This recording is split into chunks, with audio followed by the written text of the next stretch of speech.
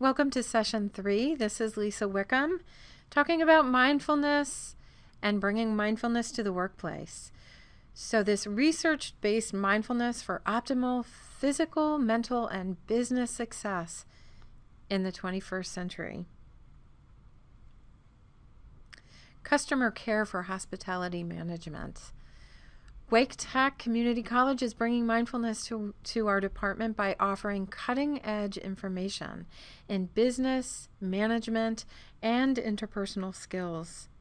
You may be the first in your field coming into customer care with this training, and that's exciting. What an advantage to you. We know through research that mindfulness is hugely beneficial in the workplace in things like management and productivity, people skills, communication, and more. Here are some specific benefits that the research points to.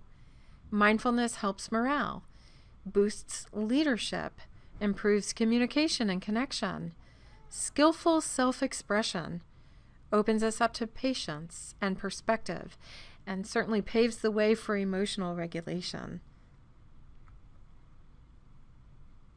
And on a personal level, the research shows an improvement when we're using mindfulness, an improvement in focus and concentration, this ability to calm and center ourselves, accepting what's arising in the moment, practicing non-judgment and letting go of things that are difficult, this relaxed open flow state, enhancing a sense of joy, humor, and non-striving, awareness of habitual patterns of reactivity, and then choosing skillful responses. These are all to your benefit when you're practicing mindfulness in the workplace. So we know that mindfulness also supports things like alertness and attention, awareness of context, self-awareness, self-compassion, self-care, all of these things. We have the opportunity to shift from time management to attention management when we're using mindfulness skills. Multitasking versus attention management. Meeting the needs of customers, clients, guests, while maintaining awareness of self and reactivity. This benefits everyone. It benefits you personally and professionally as you become more skillful and effective, and eventually perhaps an expert in your field. So this idea of bringing awareness, which is mindfulness, first tending to ourselves, then to the other, wise discernment, which includes compassion and non-judgment, which brings us to a sense of ease.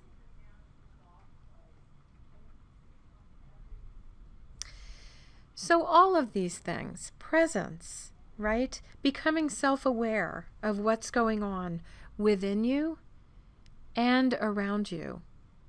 Noticing what's going on inside our own bodies, in our thoughts, in our emotional state, and meeting all of that with a sense of non-judgment, right? And kind regard. Self-awareness, providing self-care for ourselves, taking really good care of ourselves in any given moment. We can't take good care of others without first taking good care of ourselves. And awareness always is the beginning of mindfulness. And so again, mindfulness is essential in effective customer service. We cannot be fully present with another if we are not aware of our own thoughts, stories, and emotional reactions. Awareness is key. Mindfulness allows us to skillfully respond to a situation rather than habitually react in an emotional way. So through mindfulness, we have the opportunity to practice and cultivate self-regulation, emotional stability, inner strength, integrity, and self-respect. And these all begin with awareness. Mindfulness is already in corporate America. Companies have discovered that it works and its benefits are far-reaching. These are just a few examples of companies already utilizing mindfulness. And so again, let's practice. We're going to practice an awareness of breathing practice. So I encourage you to take a position of comfort, sitting in a chair perhaps. Just placing your hands comfortably on your lap, closing your eyes if you're comfortable doing so, or taking that soft, unfocused gaze at the screen ahead of you. Minimizing external distractions and bringing the attention inward.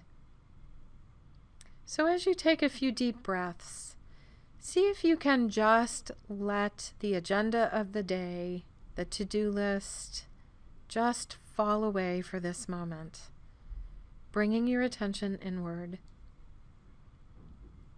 Noticing the position of your body sitting in the chair. Noticing the areas of your body that make contact with the chair behind you and beneath you. And kind of checking in from head to toe, noticing if there's any areas of tightness or tension. And see if you can just invite the body to relax and soften. And now bringing your attention to your breath. First noticing where that is for you, where you notice your breath inside your own body. Whether that's the chest or the abdomen, the back of the throat, the tip of the nostrils. There's no right or wrong. Just bringing your attention right there. And notice what it feels like as you breathe in and as you breathe out.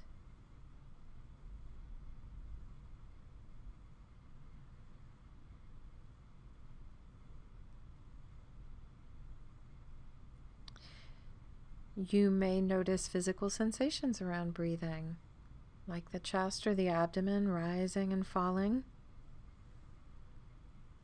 or the rib cage expanding and contracting. You may notice that your mind is wandering. That's very normal. You're not doing anything wrong. The mind will wander. But each time you notice the mind wandering, that's a moment of mindfulness. And see if you can, at that moment, bring the attention back to the breath with kindness, noticing the in-breath, noticing the out-breath.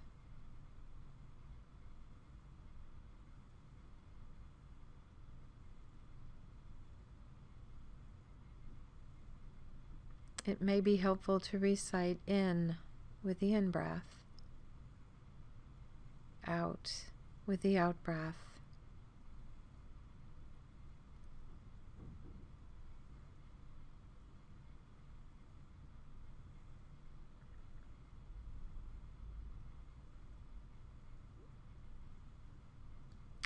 And whenever you're ready, gently opening your eyes if they were closed, ending the practice, coming back into this space together, and taking a moment to check in with yourself and see how you feel.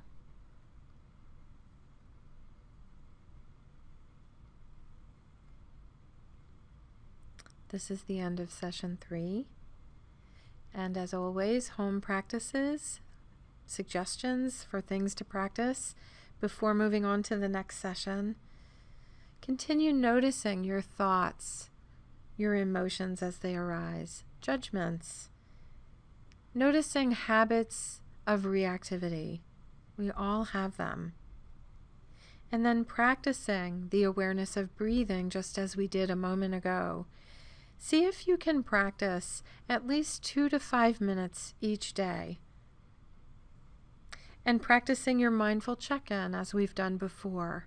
Again, 1 to 2 times a day.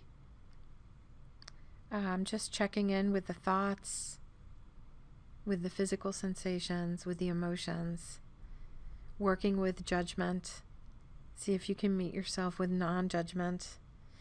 And then continuing to practice the loving kindness practice as we did in session 2.